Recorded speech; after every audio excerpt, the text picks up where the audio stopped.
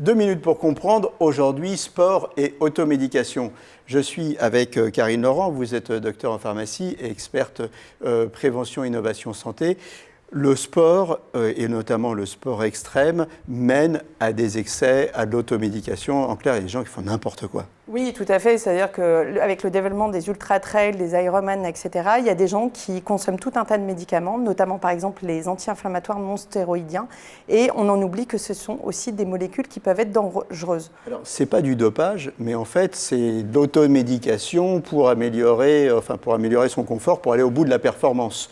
Exact. Mais c'est tout aussi néfaste que le dopage. Tout à fait. Et notamment les AINS, je tiens juste à rappeler qu'ils sont toxiques pour le rein, parce que notamment dans les ultra-trails, les Ironman, vous allez détruire en tout cas vos cellules musculaires, avoir une rhabdomyolyse, vous êtes à tendance plutôt déshydraté sur les efforts longue durée, vous êtes plutôt en hypoxémie et en hypotension, et cette alchimie fait que vous êtes à risque majeur, avec la prise d'anti-inflammatoires non stéroïdiens, de pouvoir aller jusqu'à une insuffisance rénale.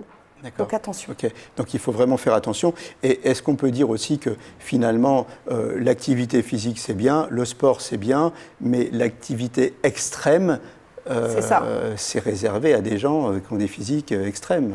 Déjà, il faut s'entraîner correctement. C'est pareil, hein, les antidiarrhéiques et antivomitifs qui ont tendance à être pris de façon un peu généralisée.